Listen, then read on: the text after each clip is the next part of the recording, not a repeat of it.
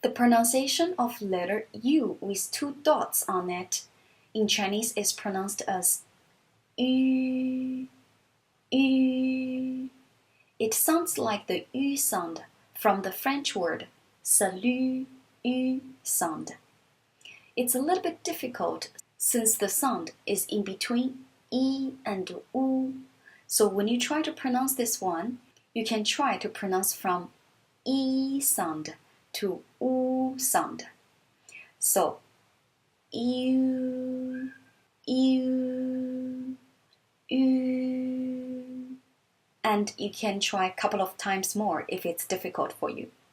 So the word up here is called lu. Lu. Lu in Chinese means green color.